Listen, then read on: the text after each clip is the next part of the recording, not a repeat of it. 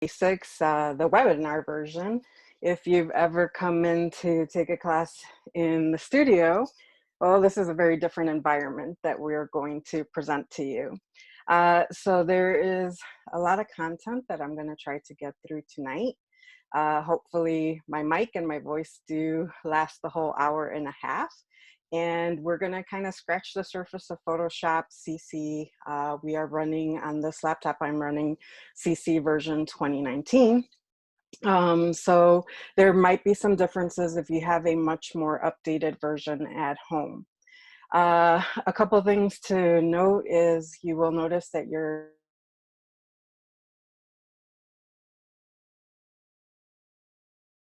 screen to go ahead and type in any questions that you may have. And as I get to certain sections, Jeff will probably stop me to ask me the questions that you have, or if it's something very relevant to what we are talking about or the things that I'm going over, he'll stop me and go ahead and let me know what question you have. So, you know, right now I have Photoshop open, and I do have a document that I open just to kind of keep track of some of the keyboard shortcuts that I use a lot. And I was going to put together a whole list, but it's tough to remember all of them unless I'm actually using them. So as I use some of them, I will go ahead and put them in here so that I can kind of keep track. So when you first open Photoshop, obviously it's going to be blank. There's not going to be an open document. And the way you know you have an open document is you see the title of the document right here. So right now it's telling me my document's name is list. I have it zoomed in at 100%. And then it just gives you kind of like a brief description. And then the RGB, meaning it is in the RGB color space at 8 bits. So you will usually see a blank screen and you won't see anything anywhere. We will start by kind of going over the environment a little bit, and then we'll head into workspaces and opening or creating documents. So the Photoshop workspace is right now set up in the Essentials workspace. Photoshop has very different workspaces to work in various mediums and formats because you can do a variety of things within Photoshop, from photo editing to digital painting to basic animations and some quasi 3D extrusions. So right now we are in the Essentials, which is what Photoshop comes out right out of the box. So this is what it would look like if you install it at home without making any changes to it.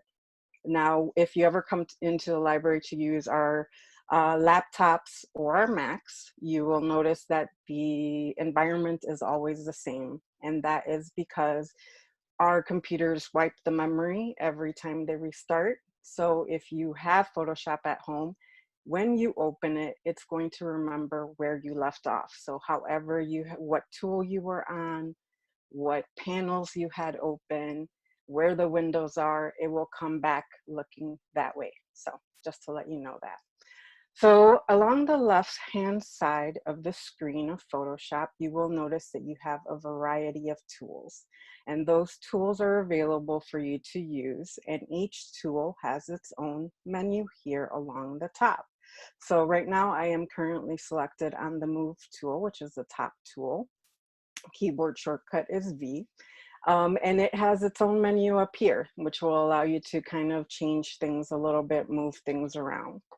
And then if I go to a tool beneath it, you will see that automatically the toolbar or the menu bar changes to reflect it for that tool.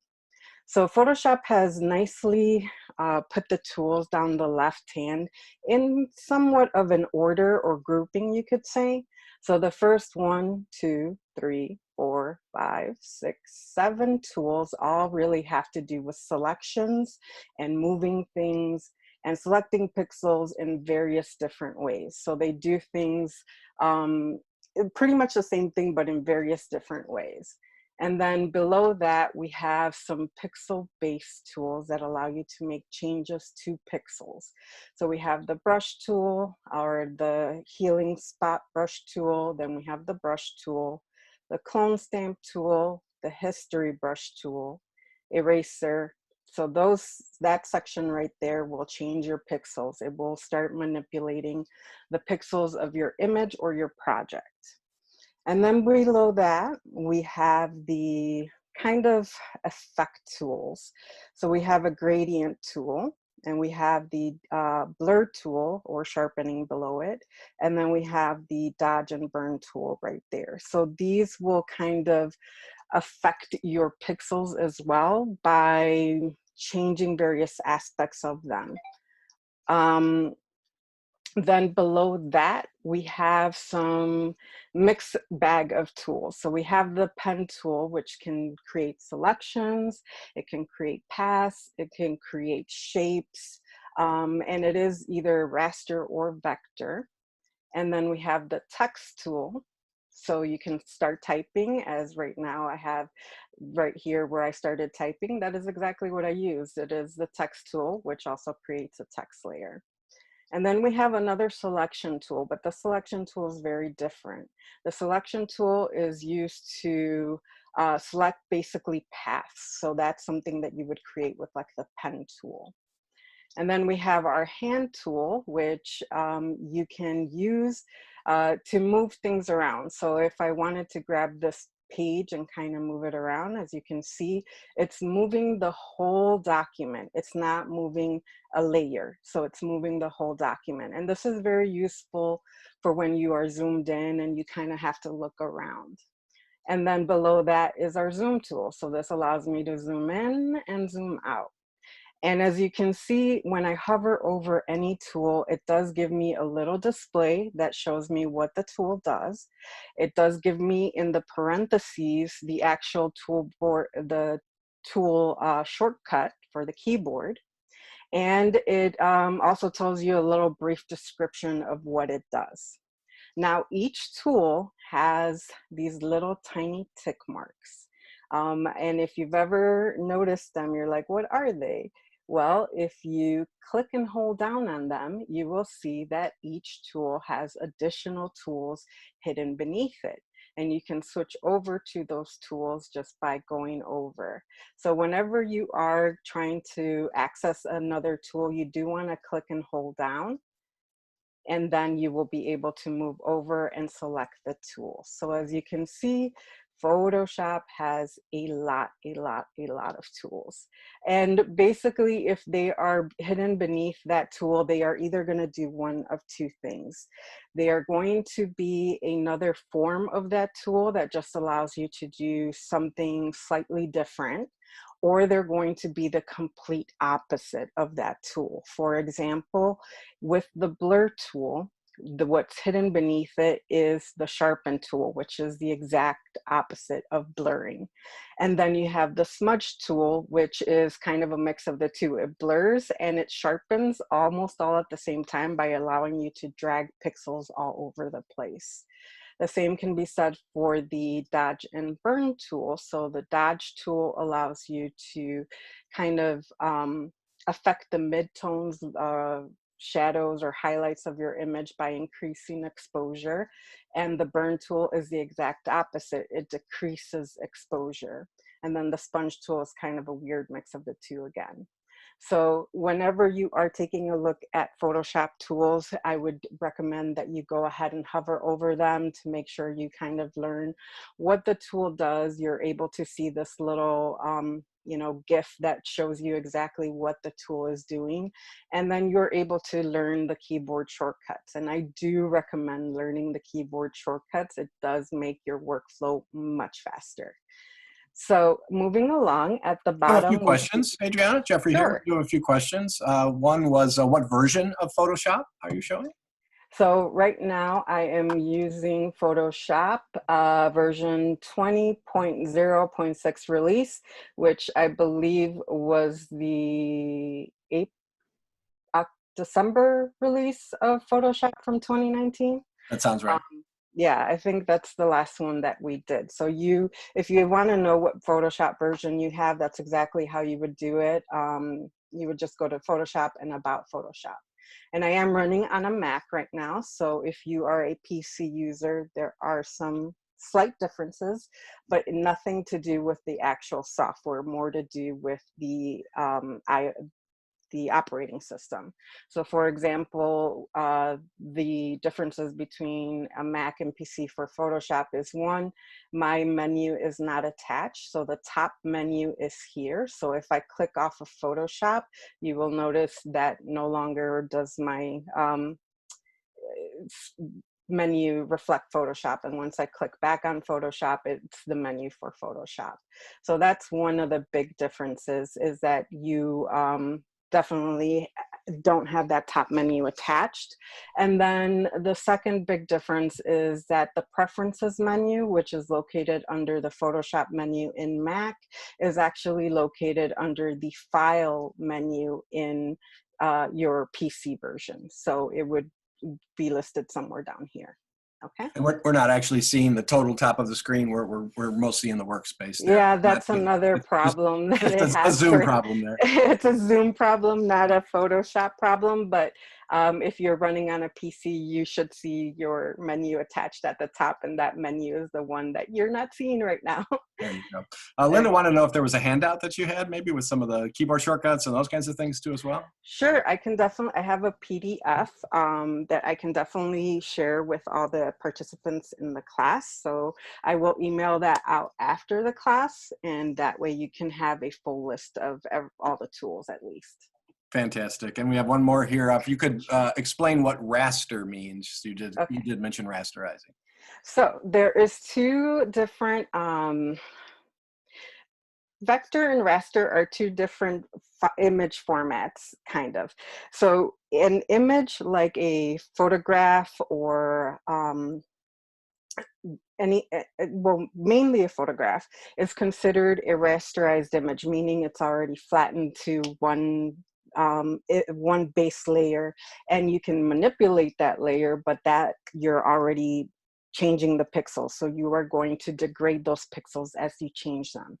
A vector format can be a shape layer, it can be text, it can be paths, it can be a layer that's filled with color and things like that. Those pixels can be manipulated and changed without degrading them. So whereas Illustrator uses a lot of vector because it creates mainly shapes and paths and things like that, Photoshop can work with both. And even though you can import images into Illustrator, it's much harder to change the pixels. So that is the main difference between raster and vector. If anybody has any other questions about that, I can kind of explain in a little bit more, but that's the basic of it. So we'll move on real quick. So in the center, we do have where your document is. And right now I do have a document open. I don't have a image open, but this is basically a project. So this is where you would see your actual image and the changes that you're making to that image. And then along the right-hand side, we do have your color and your swatches. So this is where you would select like a brush color if you wanted to brush something in. So if I select my brush and select the color red, I can create a new layer and then just put a red dot right there. So this is where you would select the color. And then right here, this little guy right here goes through the color spectrum. So if I wanted more of a blue, I can go to the blue, and then I can put my little dot there. So I'm going to hide that layer so we don't see it. And then the swatches is basically a collection of colors that Photoshop kind of put together, and you can color pick from those actual little swatches. As you see, you get this little eyedropper, and that selects the color. And there is a little bit of a library of these, so you can kind of go through them, but they're very basic. If you need a very dialed in color, then you would go here. And as you can see, the colors go from white to kind of a black here and black here, and then it goes from desaturated to fully saturated. So the color, if it's closer to the right, is going to be much more saturated, much more vibrant, and then if it goes closer to the left, it's going to be almost grayscale. And then from top to bottom, from light to dark. So that's how you would read your colors. And then below those two panels, we do have the libraries, which you would sync up if you have things that you put up on your actual Adobe account. So you're able to sync that library into here. I don't have anything there, or the studio doesn't, so we don't actually have any documents to show from the library. And behind that, you have your adjustments panel. So the adjustments panel, which we will go over most of the stuff a little more in depth as I start to add things into Photoshop. I'll just give a quick overview. So the adjustments panel is to make adjustments to any layer. Whether that layer is an image or whether that layer is anything else, it will make adjustments. Where it has trouble making adjustments is when you are trying to make adjustments to something that is fully black or fully white. And there, the adjustments just really don't work well. So the first section of adjustments all has to do with either brightness and contrast or exposure. So our first one right there says brightness and contrast, and then we have levels and curves, which work both with exposure. Then you have exposure compensation. So you're able to add stops of exposure. If you work with photography, you'll understand that terminology. But basically it's brightening or adding exposure to your image or decreasing that exposure. And then we have vibrance as well. So that will make your color tones more vibrant. The middle section all has to do with color and color correction.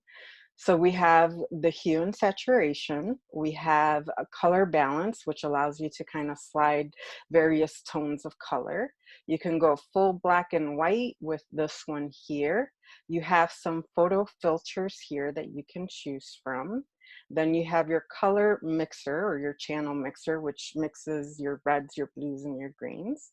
And then you have LUT tables. So these are color lookup adjustment layers, which allow you to add kind of a filter on top of your image. And all of these are non-destructive, so they are individual layers that are added on top of your image without destroying it. So that's really great.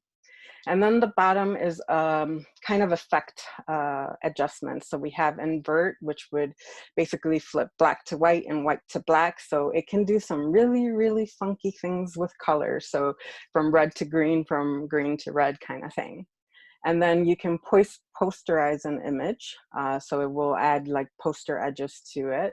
And you have the threshold, which kind of looks at the top, the highest point and the bottom point or the lightest point of your image and the darkest point of your image, and then creates like this weird map in which makes this really weird looking black and white image.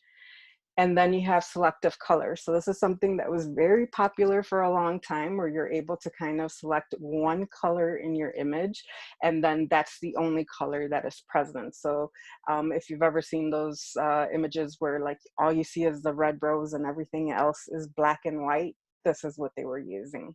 And you can kind of dial it in pretty well. And then you have your gradient map. So a gradient map will allow you to attach color tones to your highlights and your shadows. And I'll try to, hopefully we get far enough that I can illustrate that one, because it's pretty fun and pretty cool, and you can create some pretty cool filters. A couple of quick backtracks here. One was related to the color that you showed a little earlier. Since it's rather freeform how you pick the color, is there a way to remember the color that you use so you could apply it to something else? Yes, and I'm gonna try to remember how to do that. So when you select a color here in the color spectrum up here, it also brings it down into your foreground color here. So you have a foreground and a background color. So if I double click this foreground color, you will see that you can add to swatches. So this will add it directly into the swatches panel. So if I select like a really weird color and then I add it to swatches, I can give it a name like weird color and hit OK. And then that should appear at the bottom of my color swatches. You can add to color libraries, and that's if you want to sync to your overall color library, which usually is very it's dependent upon the workspace that you set your color spectrum to. And then you also have the hex, and Hexadecimal. I'm, yeah, I always have problem pronouncing that word. So Jeff, pronounce it for me. Hexadecimal. Hexadecimal. I always trip over that word. Um, so this is a color code, and this you can basically copy and send to someone and say, hey, this is the color that I need you to swatch. So that works really well for sharing information with artists. The So other that is question how I you had do really that. had to do with layers and maybe Yes. just explaining that whole concept of the layer, one of the more powerful features of Photoshop. Yes, that's where we were headed.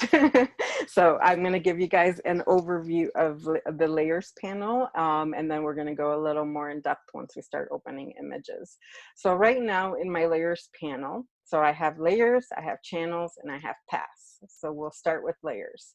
So in my layers panel, I have 3 layers. One that is locked called background. I have one that basically mimics what my text layer is saying. And then I have layer 1, which is that one where I put those 2 dots.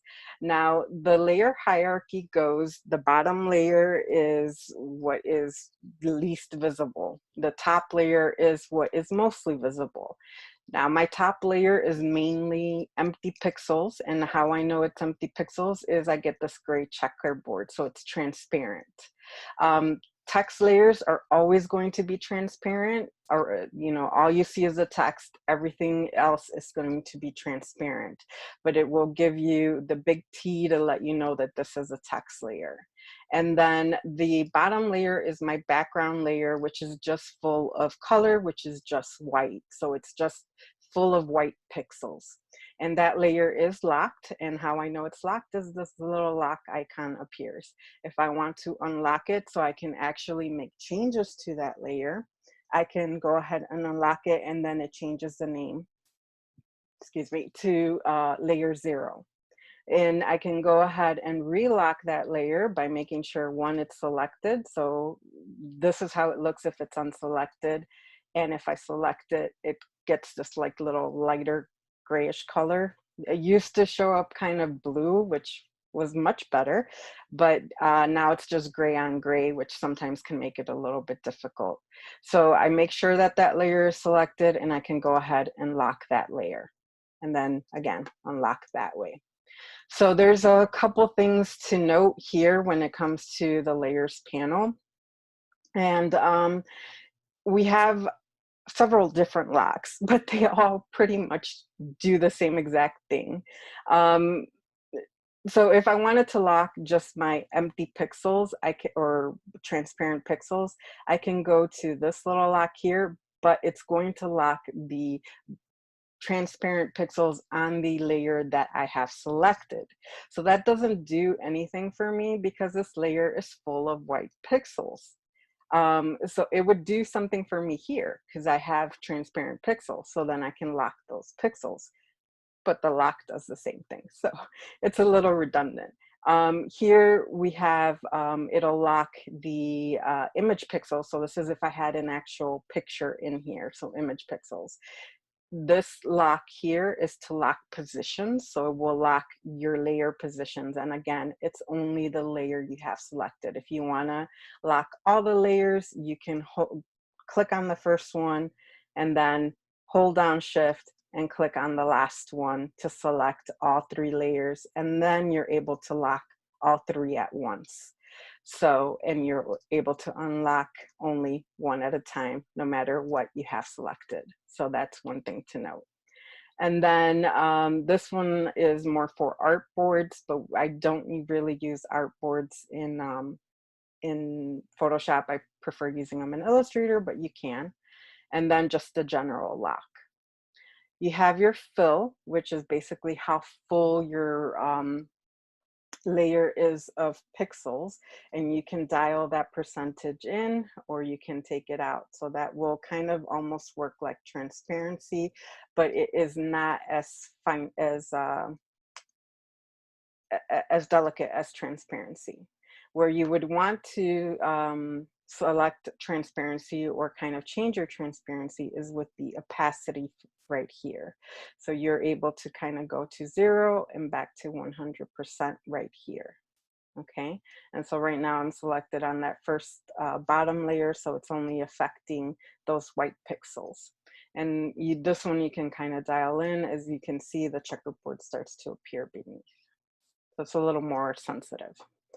Next to that, we have your blending modes, which I will go into more detail when we start using images. So I just kind of want to take a quick look first. So it's going to, the first section here is going to work with your darker pixels of your image. The second section is the opposite, works with your lighter pixels. And then this works more like a transparency overlay over your pixels. And then this is really funky where it starts to divide and subtract pixels from your image. And then the bottom has to do with your color, saturation, and your luminosity of your pixels. So I'll illustrate that a little later when we are looking at images, which we'll get to pretty quickly here. And then behind that, we have your channels. So channels are basically your top channel is always going to be on. These channels, for the most part, are always going to be on. So you have your red, green, and blue, which is all your pixels. So all of your reds, all of your greens, all of your blues mixed together. You can look at individual channels. So if I wanted to just look at the red, I can turn off some of these. And then I should only see my red pixels, which they're showing up in black right now. If I go to my green layer and red layer, you see things get really funky when you start mixing some of these. They're very useful when you're working with black and white images and when you're working on photo restoration, believe it or not, because allowing you to see one color spectrum on those black and white images sometimes reveals some of the damage that is there that you don't necessarily see when the image is in full RGB mode. And then the last panel that we have is the paths panel. And this is where you would create paths and shapes with your pen tool. And you're able to kind of dial in or create masks from them and create different little layers from them. But for the most part, I tend to work with my layers because I can do almost everything that I need to with layers. And then at the bottom of our layers panel, we do have some other little tools. So we can link to separate layers. So I selected the bottom and the keyboard text layer, and I can go ahead and link these layers. So whatever happens to one layer is going to happen to the other. If I move them around, that's what's going to happen. If I change, you know, the text layer, it's basically linking it to that other layer. So I can unlink those. I can also add different, from the adjustments, I can actually add those adjustments from down here. There is a tool for it down here. So all of these are also located right here. And then I can make groups of my layers. So this is for when you're getting into those big projects where you're doing color corrections and you're doing color corrections in 17 different layers and you want to keep them all in one group. You can just click, you can select those layers. So I can select these two layers, click this, and then I can double click it and give it a name like CC for color correction. So that allows you to group your layers fairly easy. And then the next one over is to create a new layer. So this little blank page creates a new empty layer. So there's all transparency, there's nothing in the layer. And then the next one over, the little garbage can, allows me to take that layer and remove it and delete it. You can also delete layers by just clicking on the layer and hitting delete on your keyboard. Okay, so now I think it's time to open an image. So I'm going to talk about two different things. One is how to open an image and one is how to create a project. So there's two different ways to work. One is if you have an image, so say you went out and you took some portraits or you did some landscape photography and now you want to edit it, then you can, for the most part, open that image and start to change it. But what if you wanted to print that image in a specific file format? So you want to create a poster. Then you want sizes, you know, you really want to make sure that the image fits the output. So for example, when I have to do poster images for work, I don't start with the image, I start with my project size, because that determines how my image gets manipulated. So for example, I can go to File and New, and that's going to bring up the home document, and it's called New Document, and hopefully you guys can see this because I know you guys can't see the menu up here, but hopefully this does show up. Yes, perfect. Okay, good. All right, so here it's going to show you your recent items. Now, right now I only have two because, again, this computer wipes everything. You have saved, if you decide to save presets of your documents, say you're always working in 4x6, so then you can save it here.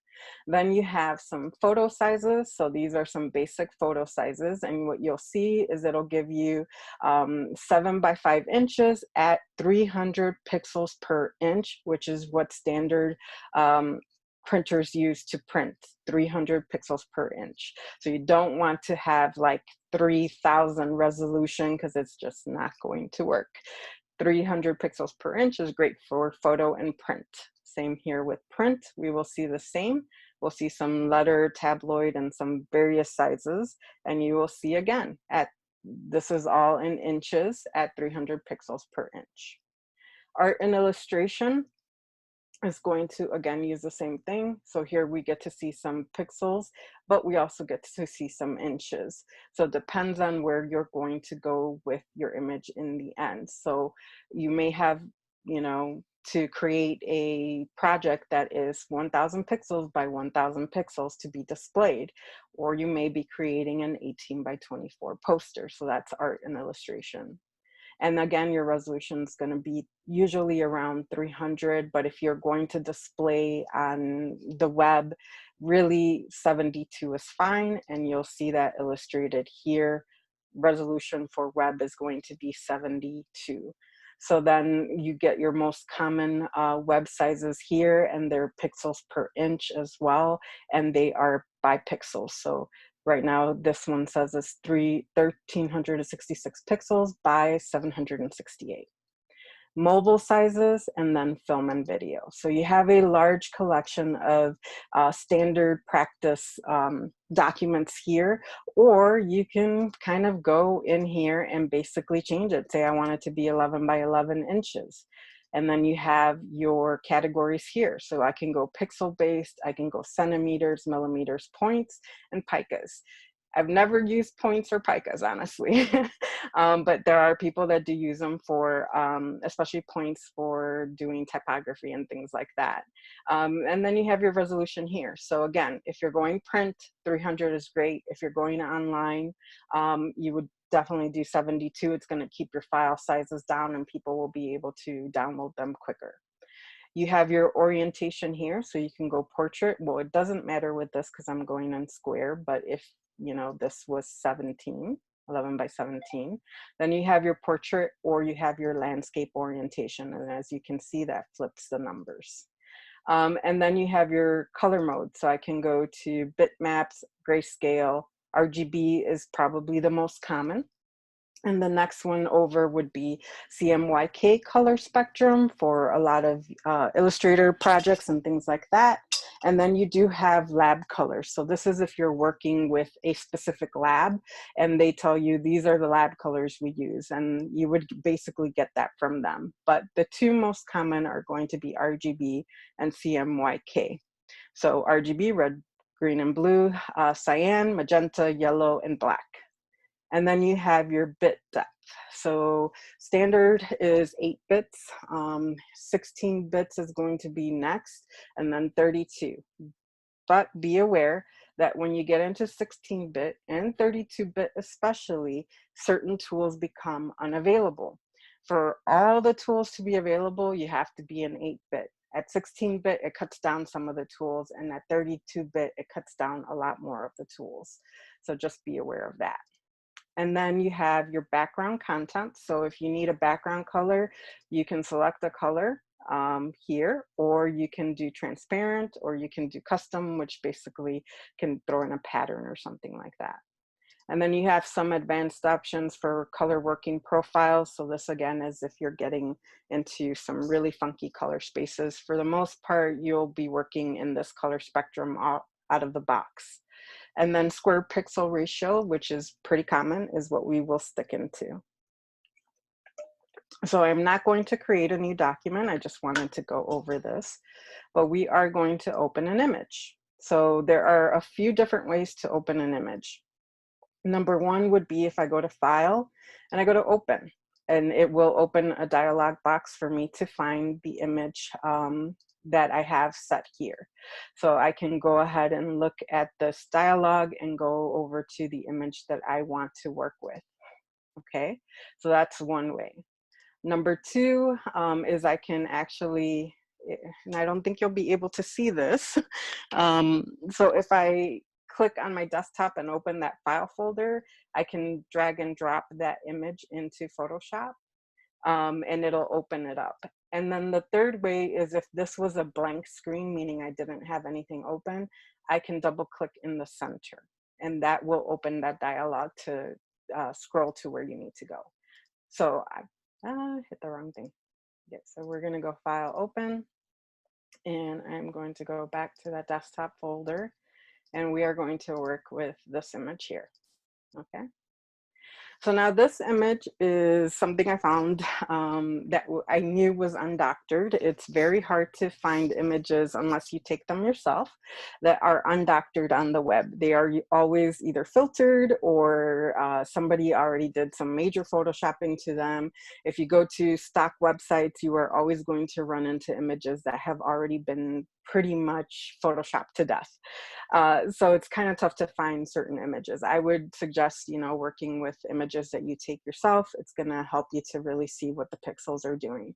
Now, this image, I knew right off the bat that it is a cell phone image, because as soon as I try to go to zoom in to 100%, so if I zoom in, and that goes to 100%, I can see how kind of fuzzy it is. And it's not very sharp. And you get these like weird little pixels, like very, very dark, contrasty pixels. And that's what cell phones do. They look amazing on your screen, on your cell phone. But then when you bring them into Photoshop, you're like, wow, this is not sharp anywhere. Like really, there's barely any sharpness. Even here, there's just a little bit of softness. So that's when you kind of notice a big difference between what a cell phone camera can do and what your professional camera might be able to do. But this image was something that I can work with. And as you can see, like if I zoom in here, then right here will tell me the percentage of what I'm zoomed at. You also have the zoom menu here. So it can go straight to 100%, which we already are. We can go fit to screen, which will bring us back to that. And we will go full screen, which will go to 111%. So usually beyond 100%, you are magnifying pixels. So it doesn't matter, you're just going to start getting a pixelation in your pixels. Mainly you want to look at them at about 100%. I know sometimes you really do have to zoom in if you have to like really be careful about painting around a certain edge and things like that, but beware that you're really kind of just pixelating the image, so it makes it sometimes tougher. So once you have an image in here, you obviously want to make some changes. So what I wanted to kind of focus on is a couple of tools. And one of the main ones, which usually wows the crowd, is called the Spot Healing Brush tool. Now, this tool will allow me to kind of heal some pixels. And what it does is it looks at the pixels surrounding the area that I want to change. And then it goes ahead and makes this little decision about what it's going to do. One thing I will recommend, and I recommend this in every single one of my classes, is never work on your original image. Now, when you bring in an image to Photoshop, it creates like a full digital copy for you to work with. And basically your original image, unless you save over it, is still going to be there. But even within your project, it's nice to have that base layer that you can look at and see, this is where I started. So you kind of know how far you've gone. And the way to make a copy of your layer is two different ways. You can right click your layer and you will see right away it says duplicate layer, and this is going to pop up this dialog box, and it will basically say, hey, what should I name this? And you can give it a name. And then it'll ask you what document to put it in. So right now it's listing the document I have open, but I can create a new document with that copy. I want it to stay in this document, so I would leave it there. The other way is to use the Command J shortcut or Control J on your PC. So if I do Command J, it's automatically going to create layer 1 on top of my background layer. So we'll add that here. And if I go Command plus J equals copy of layer. Okay. So now I've made a copy of my layer. My background layer is locked, so I don't have to worry about making some weird changes to it. So I will select the spot healing brush tool, and this is a brush tool, so I can paint with it, but it is not a tool that you usually want to paint with, not in long or big strokes, because you're going to start to get some really weird, funky changes. The way this tool works best is you can make that tool the size bigger two different ways. You can go up here and guesstimate how big you need your tool to be, okay? Because usually you want it to be a little bit bigger than what you're trying to affect. Or you can use the keyboard shortcuts, which is the bracket keys. Right bracket makes your brush bigger, left bracket makes your brush smaller, okay?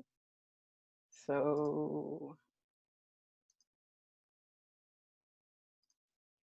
I always forget to, and that created a new layer. So come on, there you go. And that's going to be brackets.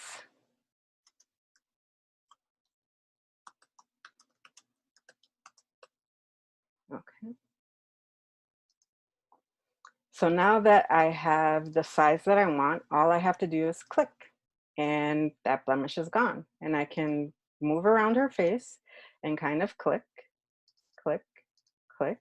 And if I need to make my brush bigger or smaller to affect smaller areas, I can kind of click around and just kind of start getting rid of some of that acne. Now, if I have a very troublesome area, what I do is I kind of click around it and then click into it and then try to kind of smooth it out a little bit. When you have a supremely troublesome area, which some of these can be, then you would probably do more of the clone stamp tool. But this works great to remove a lot of blemishes in a very, very short amount of time. And this is where the artistry comes in. Now, doing something like this is basically your choice how far you want to take it. You can go so far that you take away all of her skin texture and make her look like a plastic Barbie doll. And that's completely fine if that's your choice. But if you want something a little more subtle, then you would, you know, basically kind of go as far as you need to. So it really depends on you. There is no right or wrong way, and there is no how far you should go. You can basically give her a whole new face. So just in that short amount of time, I've show you exactly how much we did. So let's see, just a couple more clicks here. And one last big one here, maybe here, and here.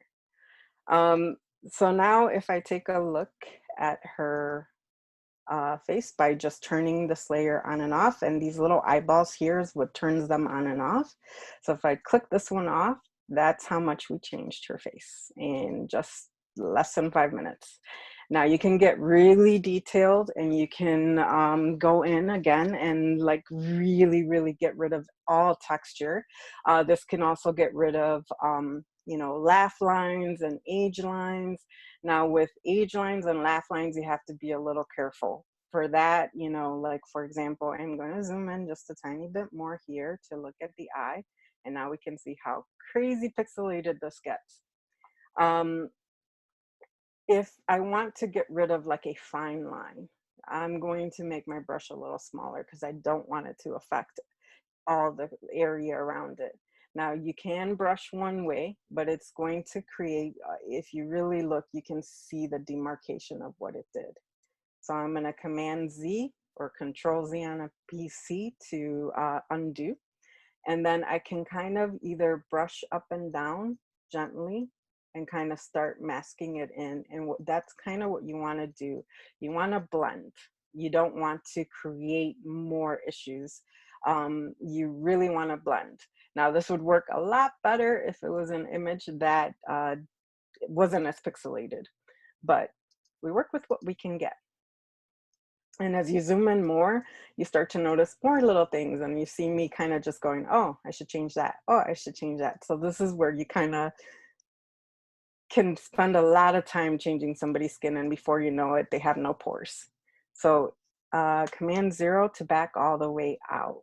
So I'll list a couple of these here. So we did one keyboard shortcut that is really useful is the space bar. The space bar equals the hand tool. And that works with any tool. So it's really great because you can just kind of move things around. And then Command or Control plus or just plus will zoom in. And then Command and minus will zoom out. And then Command and 0 is to fit to screen.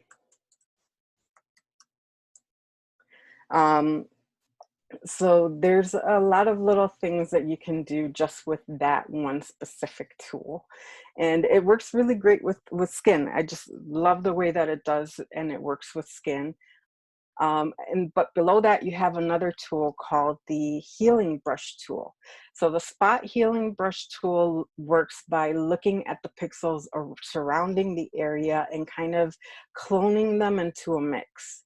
The healing brush tool works much the same as the clone stamp tool. So for example, I'm going to go back to 100% and kind of look at this area again a little bit. I'll probably go here. Well, kind of got rid of most of it, but go to these little problem areas here where there's like color that is kind of making her look reddish.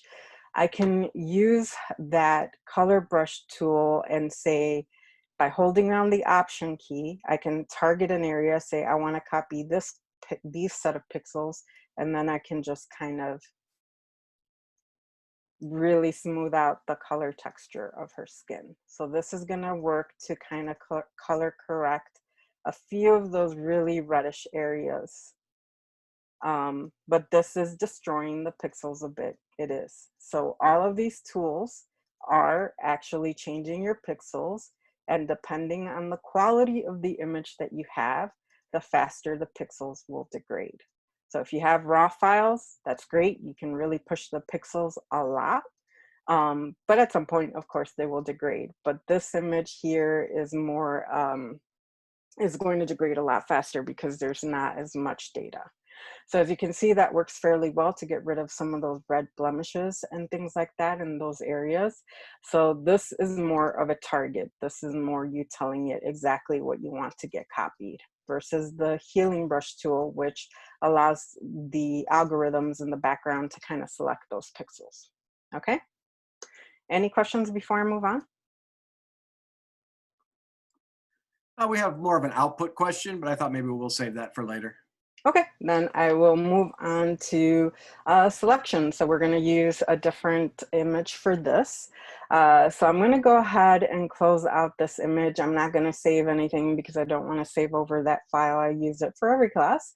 But you can go ahead and close out images, and you can hit save or don't save. And we'll go over outputs towards the end of the class, and then you guys can ask some questions if you'd like of something specific or something you'd like me to go over. So don't do that. Go back to Photoshop, go File, Open. And I forget you guys can't see when I drag and drop.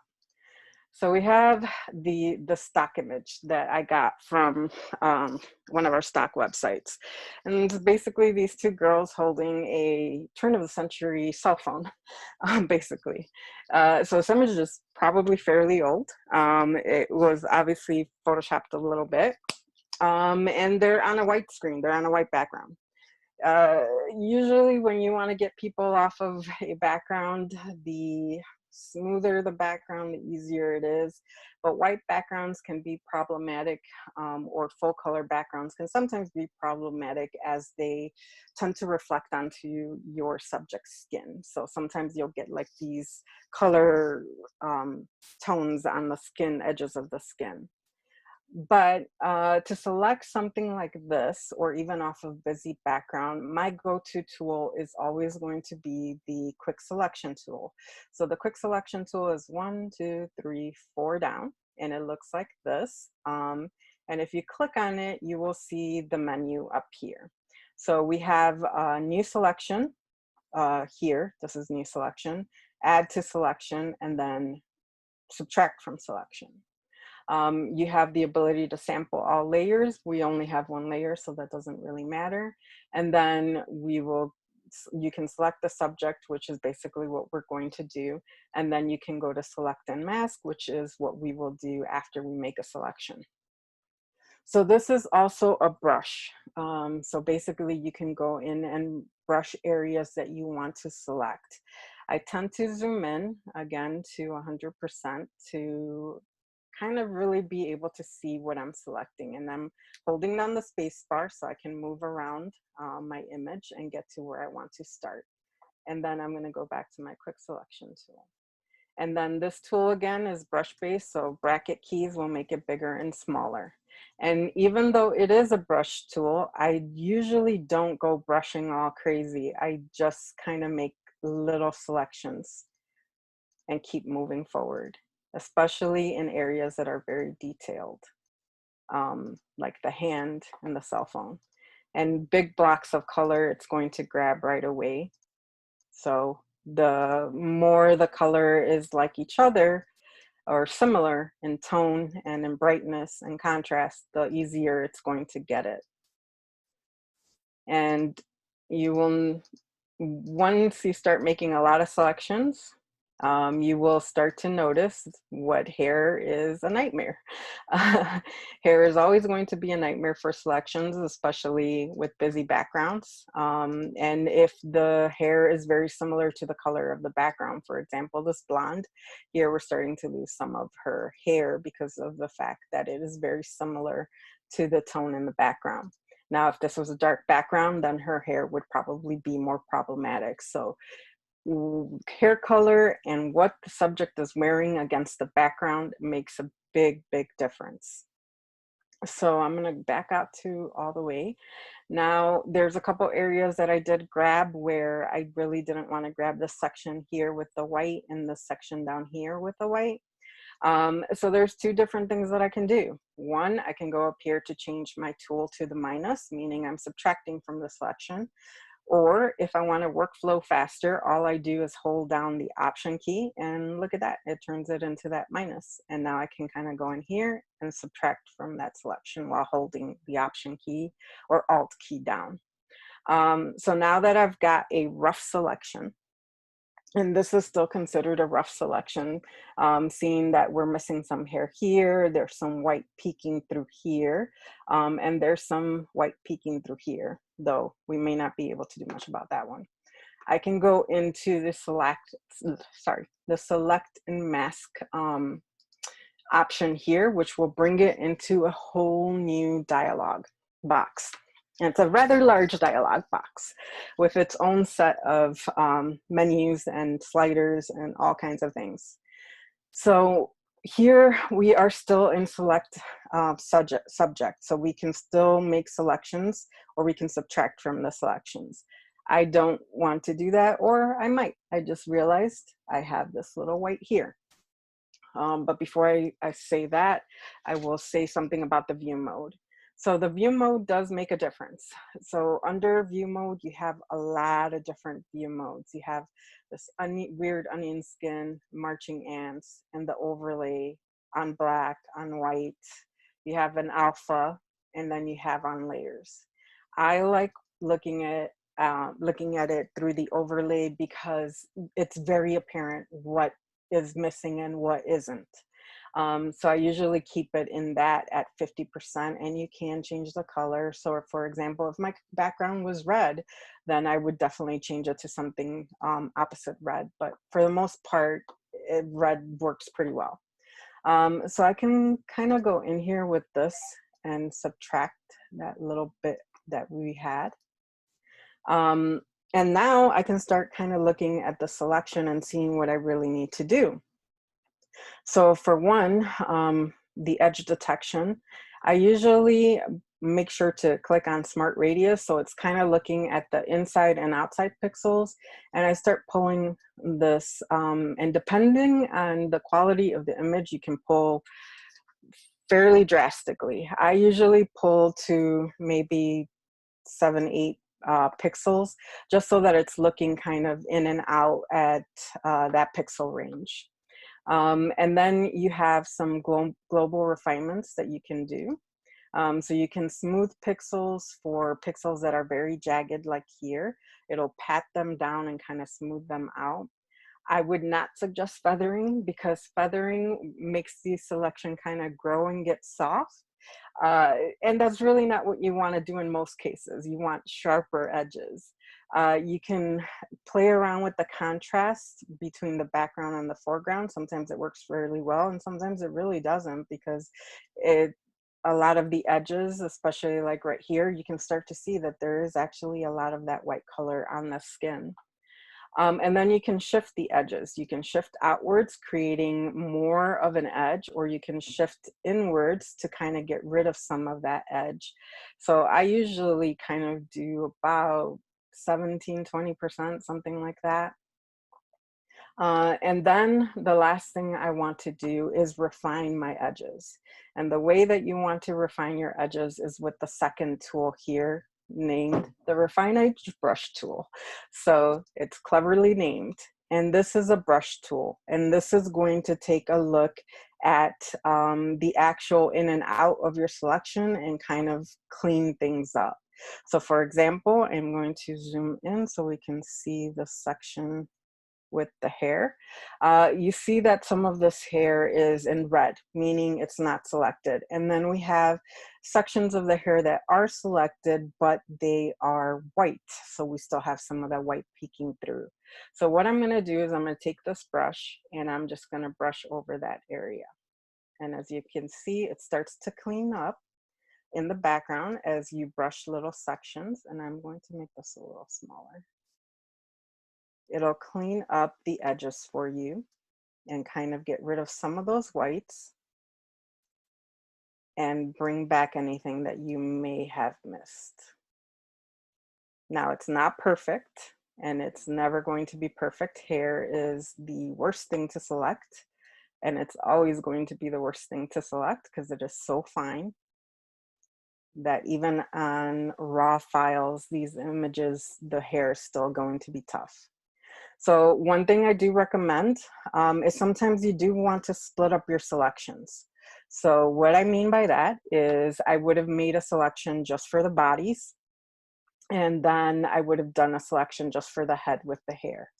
And that sometimes helps because it lets the algorithm work a little harder.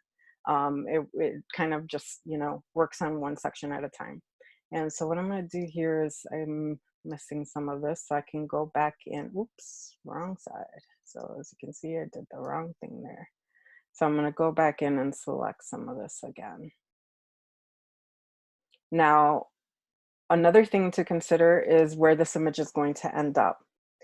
If you are going to put it on a background that is really, really different, or in color tone and everything, you're going to notice some weird edges. Uh, so your content in the background does matter quite a bit. You actually want them to kind of marry with each other and not be competing with each other. And then, so the next thing you want to do is select your output. So you have several selections here. Number one, decontaminate colors works fairly well, especially around the hair. What it does is it deepens the tones. As you can see, it did that, but it does it super aggressively. It goes all the way to 100%. I always dial this back somewhere under the 50% line, because otherwise it creates these really, really intense color tones in the hair. And then where you're outputting to. So you have several ways to output. You can output to a new layer with a mask, to a new document, and to a new document with a mask. I prefer always to go to a new layer with a mask, because then I can make changes to that mask if I need to without missing pixels. If I just do a new layer, it basically deletes everything that I didn't select. This will keep it in the background but hide it. So I'm going to hit OK on that one. And as you can see now, I have my background layer, and I'm gonna zoom out. I have my background layer, and then I have this layer, and it's turned off, so that's why we don't see the white. And then I have this layer. Now everything is there, but it also has this little guy right here, which is a mask. A mask basically is exactly what it means. It hides and it reveals things. So, you know, when you put on a mask, it's going to hide most of your face, but reveal your eyes and your mouth and whatever, depending on how big your mask is. So this is exactly what that's doing. And now I can basically load in an image in the background. So what I'm going to do is, one, if you have whatever layer you're selected on, when you drop in an image, it's going to add that image to the top of that layer. So what I'm going to do is I'm going to select my background layer, so it'll add it in between, and it'll be behind this image here. So I'm going to grab, you probably are not going to be able to see this, but I'm going to grab it and drop it in.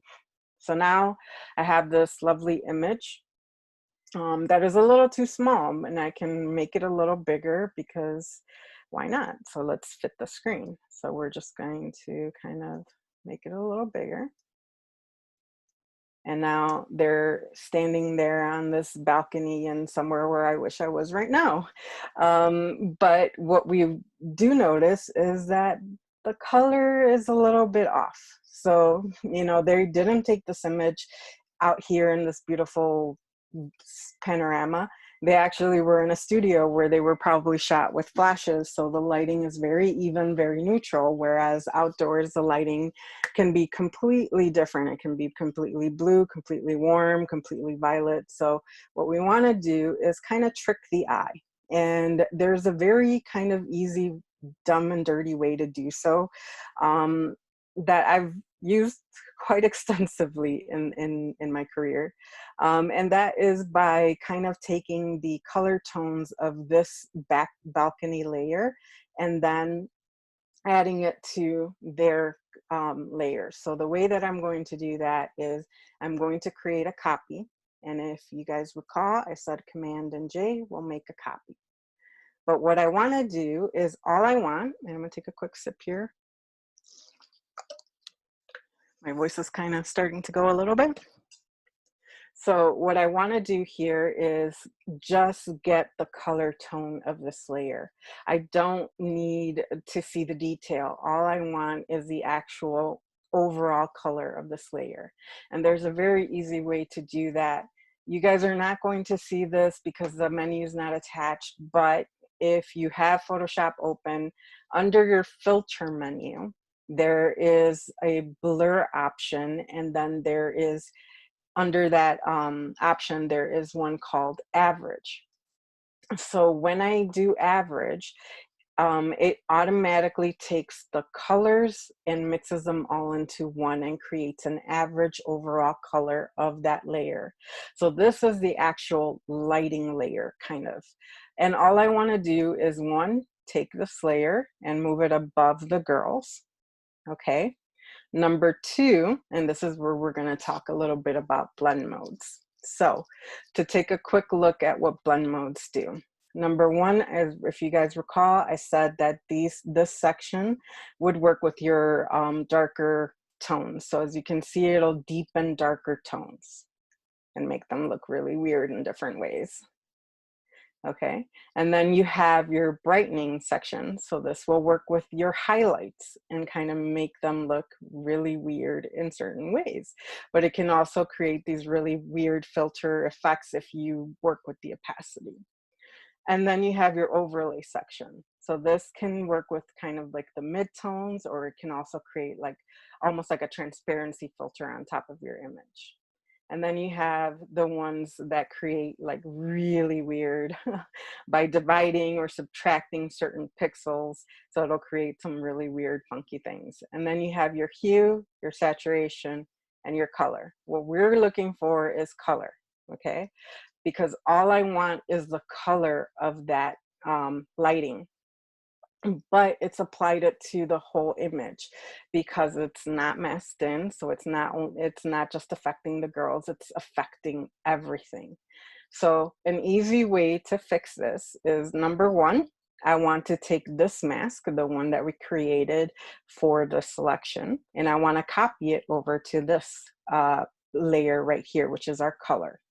So the way to do that is you're going to make sure that one, you are selected on the section, and the way that you know is that you have that little bounding box on it. So those little white bounding lines let you know that that is exactly what you have selected. I'm going to hold down Option and click and hold and drag it up to this layer, and that creates that. It makes a copy, it links it to this layer, and as you can see, now it's only affecting the girls. But it's affecting the girls at 100%. And at 100%, it is way too much, just way, way, way too much. So what we want to do is take our opacity and then knock that down. And you're going to knock it down almost all the way. And you might as well make sure you're on the right layer first. So we're going to go and select this layer first, and we're going to knock that down. So probably around 10, 11, something like that. And it's very subtle. As you can see, it's super subtle, but you see how the shirt changes and the skin changes just a little bit. That allows you to kind of marry these two into the same lighting situation. And it's very quick, it's very easy, but it does make somewhat of an impact in making things look a little bit more married together. Now, this isn't going to work if your color spectrums are really different, meaning you took a picture in bright daylight and then you go and put it on a night background. Even creating this type of filter on top of it, it's going to look weird. It's not going to look like they belong in the same color space. So they have to be somewhere near each other in terms of lighting to work relatively well. If they're super different, then it's not going to work as well. Okay, so let's see if there's anything else I kind of wanted to go through. I think that was it. This is usually what I go through in class. Usually I have to stop quite a bit to help people out. But I do want to kind of spend a little bit of time maybe showing you a couple of these adjustments. And then during this time that I show these adjustments, if you guys have any questions or anything specifically that you want to know about Photoshop, maybe something that you're currently working on that you're stuck in, or something that you didn't quite grasp as well, I can answer those questions as Jeff kind of throws them at me, a few of them if we can get to. Otherwise, I will start to show you a little bit of these adjustment tools and see what they do. Okay, so to do that, I'm going to work basically with the balcony image because that'll help illustrate it fairly well. So I'm going to delete these girls, and I'm going to delete this layer too. So we're going to work basically with the balcony. So we have the balcony layer, and you know, there's a lot of colors going on here. There's a lot of brights, there's a lot of highlights, there's a lot of shadows as well here in this section. There's a lot of shadow going on here. We have some very deep color here with the black. We have deep dark greens, and then we have this super bright white sky with some white puffy clouds. And then we have this overall blue. The only thing this image is missing is warm tones, because there's very few. There's some yellows popping in right here, but there isn't much more warmer than that. So say I wanted to make some adjustments to brightness and contrast. Well, I can go to my brightness and contrast here, and it's going to pop out this flyout, and you have these sliders. So this is going to brighten things, this is going to deepen things, or you can add more contrast, or you can take away contrast and almost go kind of a little bit grayish. It almost looks grayish when you take away all the contrast. So there's these sliders here. And again, these are adding a whole new layer on top of your image. So it's not degrading the pixels of the image. It's basically laying on top of your image and changing things. We have your levels adjustment. And if you work with photography, you are looking at this like if you were looking at a histogram. So we have your dark to bright, so your black to white here, and then your mid-tone ranges in between. And so these sliders you can kind of move in, and then you have your mid-tone ranges to kind of play around with those tones as well. Okay. And then you can really crush the brights, or you can really crush the blacks and make things go white. So you can do that. Now, one thing to note is with all of these is they will affect anything beneath them. So if they're not linked to a specific layer, or if by linking them or telling it to only affect the layer underneath, like this, and you get this little arrow here, then it's going to affect everything beneath. So you have where these layers lie is important. I can put another image on top of this and it won't be affected by the layers, by these two adjustments. So this is really great because you can dial in very specific adjustments to only a set of layers. So this is why grouping can be very beneficial to you, because you can just work on one image or one part of your image with those layers and adjustments, and then work on a different section of your image in another group. So that makes it very great. The next one over, again, works with exposure, is called curves. And you're basically looking at the histogram as well, but you're looking at it in a very different manner. And you know, you have some defaults here, and almost all of these have defaults and some presets that you can look at as well. So if I wanted to go darker, I can do that. If I want to go medium contrast, I can do that. And as you can see, it creates these points where it just basically changes the pixels a little bit. I can go back to default, and then you have your color spaces. So I can affect just certain colors. I can affect the full RGB spectrum, or say I just want to affect the greens. So now let's say I want to deepen those greens, or I want to brighten those greens, or I want to, you know, just take away a little bit of the highlights in the greens. So anywhere there's a green hue, it's going to affect just those greens. Same with the blue. If I want to intensify those blues, looking at the areas where the blue is more intense, and I can go ahead and do that. I can darken them or I can brighten them. And if you kind of take away some of the blue, guess what? You're going to get a little more yellow. So as you mix these colors, as you pull from one side, it does pull from the other. They are tethered together. So you will be affecting not only the blues, you'll be affecting some of the greens and some of the yellows or the reds. So that's where your adjustment layers are very beneficial to you. So I'm going to delete that, and delete that, and then look at the second section. So the second section is where we can start to really play with color. So the first one I use extensively. I use quite a bit. So you have this default, and then you have all these like presets. You can turn something sepia, or you can go, you know, yellow boost to boost the yellows and things like that. And go back to default. And then you have master. So master is working with the full RGB spectrum. Okay, but you can also dial into specific colors as well. So if I just want to affect the reds, if I just want to affect the yellows, or if I just want to affect the blues. And when I say the blues, you see that it grabs these colors right here, everything in the blue spectrum and partially in the violet. So when I go to the hue and I decide to change that, I can give myself a purple sky, or I can go to almost like a brownish or very green. So I'm just affecting that sky because that's where those blue ranges are. So this can really dial in color.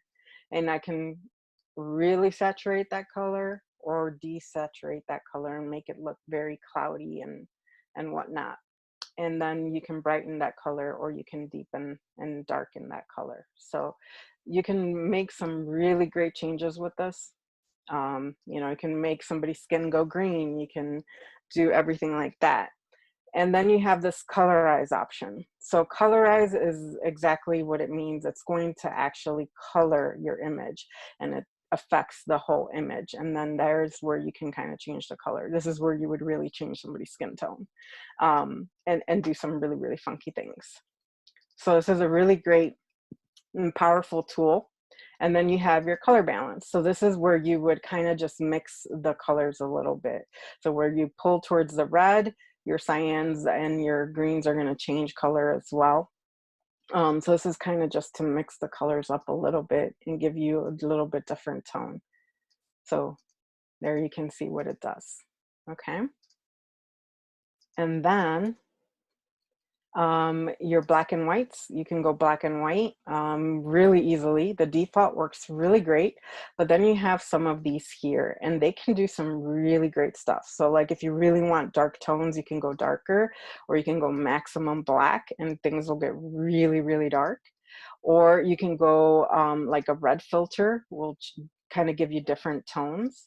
And then you can go like infrared, which really looks fantastic sometimes. And this works really well to give you, let's say, to give you contrast without actually changing the pixels. So for example, I went to the infrared, but I don't have to keep it at normal. I can go here and go to multiply, or I can go to color burn, or I can go to screen. But say I go to, let's say, darken, right? And then I change this opacity down. And there I just added a lot of contrast without actually deteriorating my pixels. So you can really play around with these in various different ways. One of my favorites is the color lookup tables.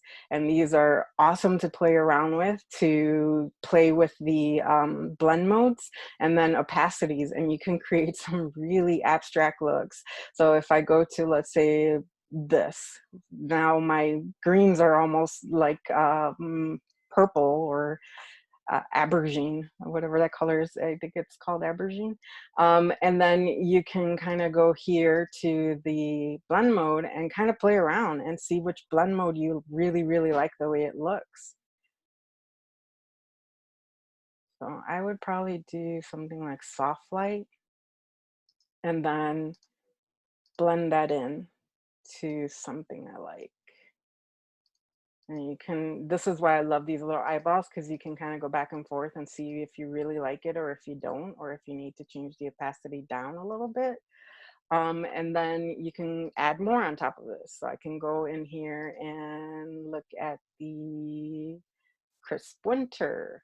And this gives me a really, really almost tropical sky, but I can go ahead and blend it again. And probably, I really love soft light. It works really well.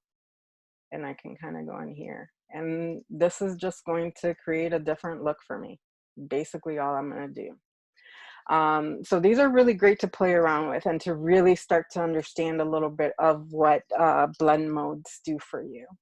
And the last one that I really want to talk about is the gradient map tool. Now, this is something I use quite a bit because it can create some very wonderful filters for you.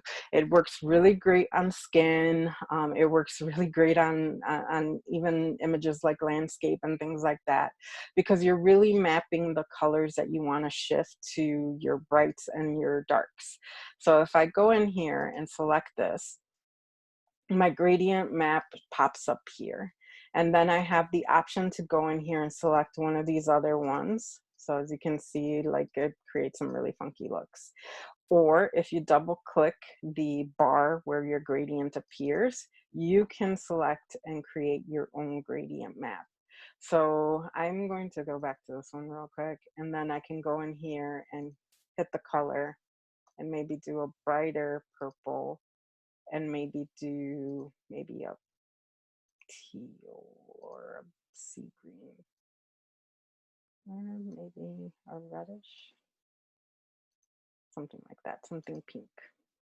And then if I hit OK, now it's mapped it to my brights and my darks. So the purples are mapping to the darks, and the pink is mapping to the highlights or to the brights.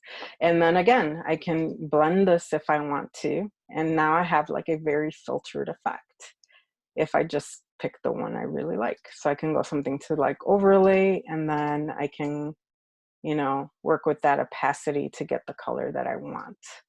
So this also allows you to kind of color grade things a little bit and match up some colors for your images that you're kind of manipulating with each other. So did we have any questions?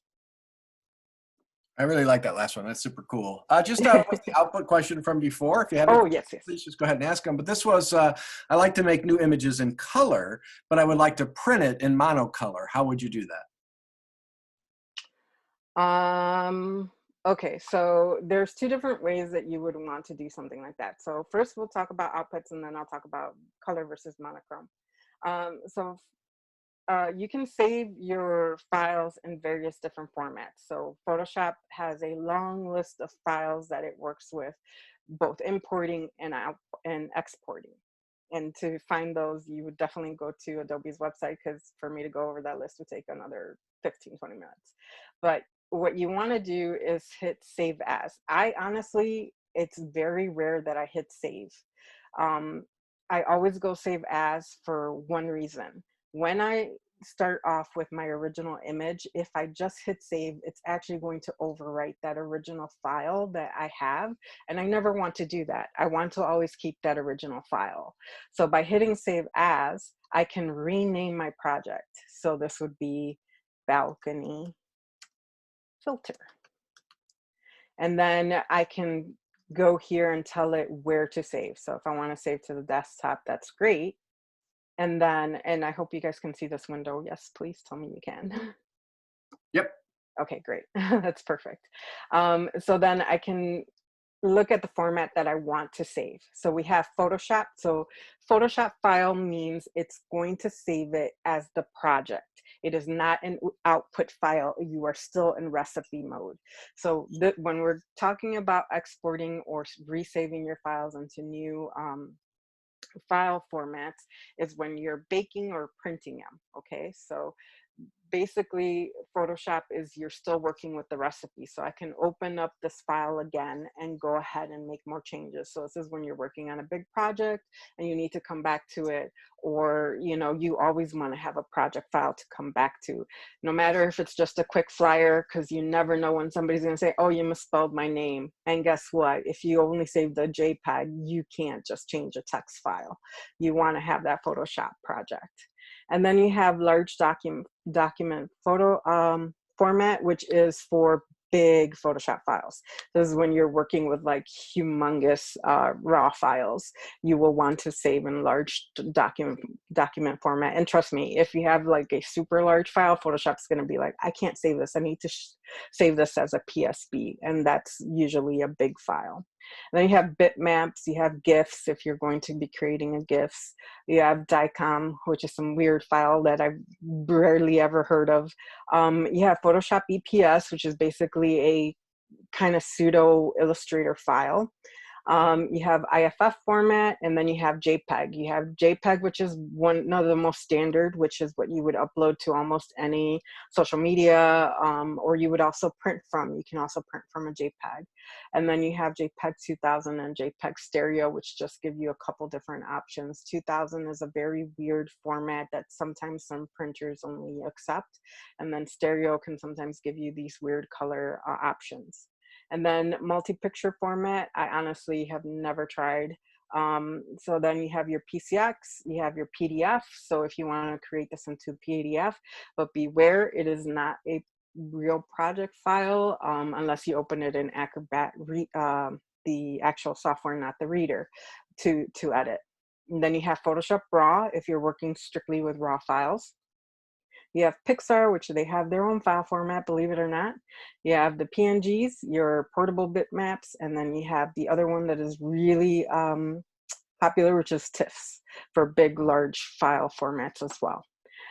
So you can export in any one of these. And you can, you know, like if I go to JPEG, and I hit save, you're going to get another dialog box. And this is where it's going to give you your quality or your compression standards.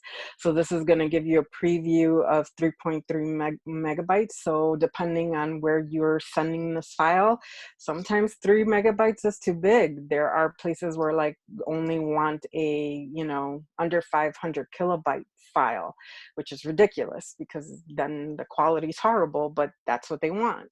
So you can kind of use the slider to go back and forth, okay?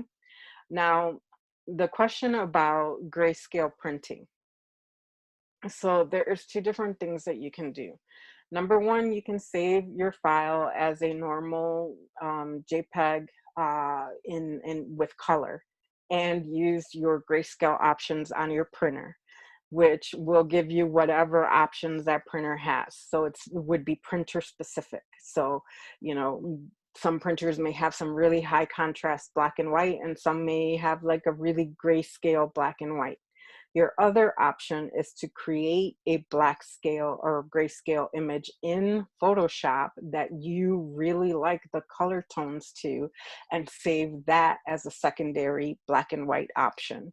So like, for example, I have my black and white right here. I can go here and then I can make sure I like what I'm looking at. I can go red filter, something like that. So you see how different those tones are. If you, this will print this way on any printer, but if I save it in color and then use the grayscale options on my printer, I'm dependent upon what that printer sets at grayscale. So this basically gives you a black and white image with the tones that you absolutely want. So you would be saving a second image. And I think it's probably the best workflow because it gives you the exact tones that you're looking for in terms of grayscale. Any other questions? Last chance, everybody. If you have any other questions, type them in the Q&A.